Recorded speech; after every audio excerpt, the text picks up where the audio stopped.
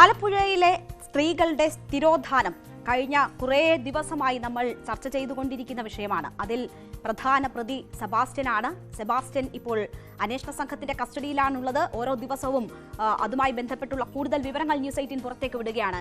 ഇന്ന് ന്യൂസ് 18 പുറത്തുവിട്ട വിവരങ്ങൾ സെബാസ്റ്റ്യന്റെ ഞെട്ടിപ്പിക്കുന്ന മൊഴിയാണ്. എങ്ങനെയാണ് സെബാസ്റ്റ്യൻ ഈ സ്ത്രീകളെ അപായപ്പെടുത്തുന്നത് എന്നത്, പിന്നീട് തെളിവ് നശിപ്പിക്കുന്നത് എന്നത് കേട്ടാൽ മനുഷ്യ മനസാക്ഷി മരവിച്ചു പോകും. അത്രമാത്രം കൊടും ക്രൂരനാണ് സെബാസ്റ്റ്യൻ എന്നത് കൂടുതൽ വെളിവാകുന്നു. ബിന്ദു പത്മനാഭന്റെ തിരോധാന കേസിൽ സുപ്രധാന മൊഴിയാണ് ഇപ്പോൾ അന്വേഷണ സംഘത്തിന് കിട്ടിയിരിക്കുന്നത്. ബിന്ദുവിനെ കഴുത്ത് ഞെരിച്ചാണ് സെബാസ്റ്റ്യൻ കൊലപ്പെടുത്തിയത് എന്നത് അന്വേഷണ സംഘം തന്നെ സ്ഥിരീകരിക്കുന്നു. അത് സെബാസ്റ്റ്യന്റെ മൊഴിയിലൂടെയാണ് അന്വേഷണ സംഘം സ്ഥിരീകരിച്ചത്.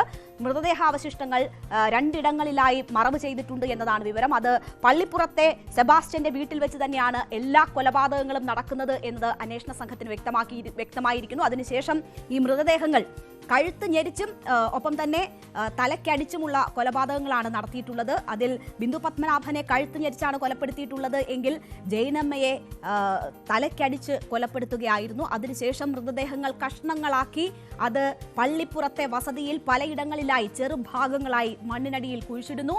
2 മാസത്തോളം കാത്തിരിക്കുന്നു. മൃതദേഹാവശിഷ്ടങ്ങൾ അഴുകി എന്ന് ഉറപ്പാക്കിയതിനു ശേഷം അതിൽ നിന്നും എല്ലുകൾ വേർപെടുത്തി അത് കത്തിച്ച് തെളിവ് നശിപ്പിക്കാനുള്ള ശ്രമം. നോക്കൂ, എത്ര ആസൂത്രിതമായി കൊലപാതകം നടത്തുന്നു, അതിനുശേഷം തെളിവ് നശിപ്പിക്കുന്നു എന്നത് സെബാസ്റ്റ്യൻ ഇന്ന് അന്വേഷണ സംഘത്തോട് വെളിപ്പെടുത്തിയതിന്റെ വിവരങ്ങൾ ന്യൂസ് 18 പുറത്തുവിട്ടിരിക്കുകയാണ്. ഞെട്ടിപ്പിക്കുന്ന വിവരങ്ങളാണ് പുറത്തു വന്നുകൊണ്ടിരിക്കുന്നത്. അന്വേഷണ സംഘം സെബാസ്റ്റ്യനെ എന്തായാലും പൂട്ടും എന്ന കാര്യം ഉറപ്പിക്കുകയാണ്. സെബാസ്റ്റ്യനെതിരെ ശക്തമായ തെളിവുകളുണ്ട് എന്ന് അന്വേഷണ സംഘം ക്രൈംബ്രാഞ്ചിന്റെ CI തന്നെ ന്യൂസ് 18നോട് വെളിപ്പെടുത്തി. അദ്ദേഹത്തിന്റെ പ്രതികരണം ഒന്ന് കേൾക്കാം.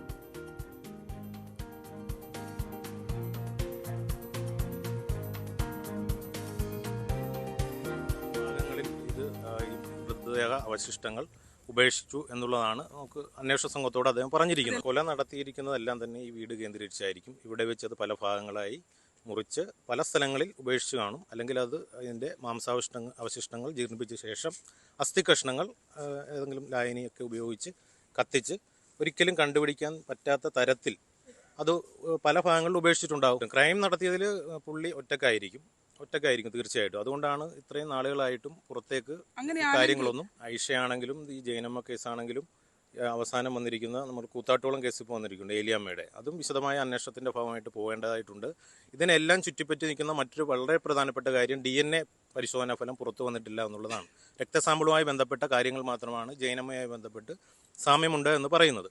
പക്ഷേ ഈ അസ്ഥി കഷ്ണങ്ങളിൽ നിന്നും നമ്മുടെ DNA പരിശോധനാ ഫലം പുറത്തു വന്നെങ്കിൽ മാത്രമേ ഇത് ഐഷയാണോ ബിന്ദുവാണോ ജൈനമ്മയാണോ ഈ ഏറ്റവും അവസാനം റിപ്പോർട്ട് ചെയ്ത കേസാണെങ്കിലും ഒക്കെ അത് ആരുടേതാണെന്ന് തിരിച്ചറിയണം. ഇനി ഇതൊക്കെ മാറ്റിവെച്ച് മറ്റൊരു സ്ത്രീയാണെങ്കിൽ അന്വേഷണം ആ വഴിക്കും പോകേണ്ടതായിട്ടുണ്ട്.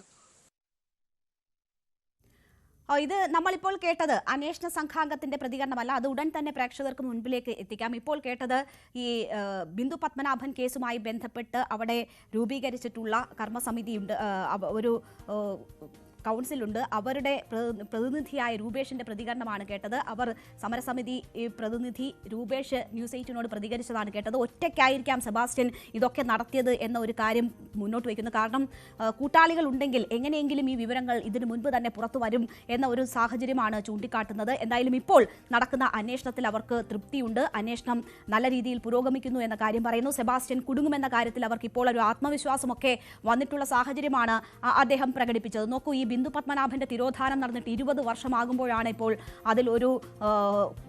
അതിലെ പ്രധാന കുറ്റവാളി അഴിക്കുള്ളിലാകും എന്ന ഉറപ്പിലേക്ക് കാര്യങ്ങൾ എത്തുന്നത്. അയാൾ കുറ്റം സമ്മതിക്കുന്നത്, അയാൾ എങ്ങനെയാണ് ഈ കൊലപാതകം നടത്തിയത് എന്നത് വെളിച്ചത്തേക്ക് വരുന്നത്. ഇത്രയും നാളും വെറും തിരോധാനം എന്ന നിലയിൽ തിരോധാന കേസ് മാത്രമായി കണ്ട് എഴുതി തള്ളിയിരുന്ന കേസിലാണ് ഈ നിലയ്ക്ക് വരെ കാര്യങ്ങൾ എത്തുന്നത്. അതുകൊണ്ട് തന്നെ അന്വേഷണത്തിൽ വലിയ വിശ്വാസമാണ് അവർക്കുള്ളത്.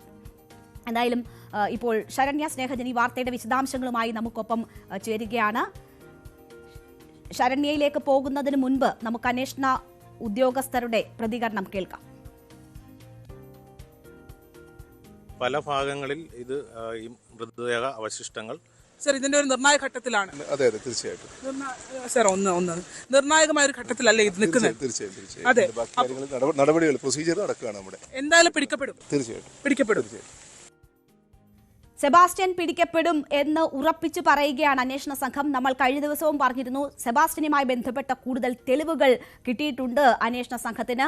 സെബാസ്റ്റ്യനെ പൂർണ്ണമായും കുടുക്കാൻ പറ്റുന്ന തെളിവുകൾ കിട്ടിയിട്ടുണ്ട് അയാളുടെ പള്ളിപ്പുറത്തെ വീട്ടിൽ നിന്ന് എന്നത് മനസ്സിലാക്കുന്നു. ഇന്ന് പള്ളിപ്പുറത്തെ വീട്ടിലും ഒപ്പം തന്നെ തണ്ണീർമുക്കം ബണ്ടിലും എത്തിച്ച് സെബാസ്റ്റ്യനെ തെളിവെടുത്തിരുന്നു. ഈ 2 സ്ഥലങ്ങളിലുമായിട്ടാണ് ബിന്ദു പത്മനാഭന്റെ മൃതദേഹാവശിഷ്ടങ്ങൾ ഉപേക്ഷിച്ചത് എന്നതാണ് മനസ്സിലാക്കിയിരിക്കുന്നത്. സെബാസ്റ്റ്യൻ തന്നെ നൽകിയ മൊഴിയുടെ അടിസ്ഥാനത്തിലാണ് അത്തരം ആ 2 സ്ഥലത്തുമായി തെളിവെടുപ്പ് നടന്നത്. നിർണായക വിവരങ്ങൾ അന്വേഷണ സംഘത്തിന് ലഭിച്ചിട്ടുണ്ട്, നിർണായക തെളിവുകൾ ലഭിച്ചിട്ടുണ്ട് എന്ന് മനസ്സിലാകുന്നു. അതുതന്നെയാണ് അന്വേഷണ സംഘാംഗത്തിന്റെ ആ പ്രതികരണത്തിൽ നിന്ന് നമുക്ക് വ്യക്തമാകുന്നത്. സെബാസ്റ്റ്യൻ എന്തായാലും കുടുങ്ങുമെന്ന് അവർ ഉറപ്പിച്ചു പറയുകയാണ്. സെബാസ്റ്റ്യന്റെ കേസുമായി ബന്ധപ്പെട്ട് അത് ബിന്ദു പത്മനാഭന്റെ തിരോധാനം, ഐഷയുടെ തിരോധാനം, ഒപ്പം തന്നെ ജയനമ്മയുടെ തിരോധാനം, ഇത് ജയനമ്മയുടേതൊക്കെ കൊലപാതകമാണ് എന്നത് സ്ഥിരീകരിച്ചു കഴിഞ്ഞിരിക്കുകയാണ്. ഈ മൃതദേഹാവശിഷ്ടങ്ങൾ അത് കുഴിച്ചിട്ടതിന് ശേഷം പിന്നീട് എല്ലുകൾ പുറത്തെടുത്ത് അത് കത്തിച്ച് തെളിവ് നശിപ്പിക്കാനുള്ള വലിയ ശ്രമം ഇവരുടെ ഭാഗത്തു നിന്നും ഉണ്ടായിരുന്നു. ഫോറൻസിക് പരിശോധനകൾ നടത്തിയാൽ പോലും ഇത് ആരുടേതെന്ന് തെളിയുമോ എന്ന കാര്യത്തിലൊക്കെ സംശയങ്ങൾ നിലനിൽക്കുന്നുണ്ട്. ഇത് പല ആളുകളുടെ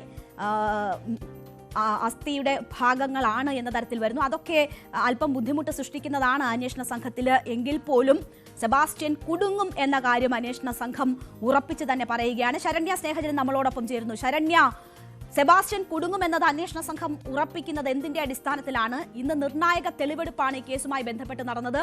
നിർണായക തെളിവുകൾ അന്വേഷണ സംഘം ഇതിനോടകം കൈക്കലാക്കി എന്ന് നമുക്ക് ഉറപ്പിക്കാമോ? മനുഷ്യന്റെ മനസാക്ഷിയെ മരവിപ്പിക്കുന്ന തരത്തിലുള്ള വിവരങ്ങളാണ് ഈ കൊലപാതക നടത്തിയ സ്റ്റൈൽ, ഒപ്പം തന്നെ തെളിവ് നശിപ്പിക്കാൻ ഉള്ള നടപടികൾ സംബന്ധിച്ച് ഇപ്പോൾ പുറത്തു വന്നുകൊണ്ടിരിക്കുന്നത്. എന്തൊക്കെ കൂടുതൽ വിവരങ്ങൾ ലഭ്യമായിട്ടുണ്ട്?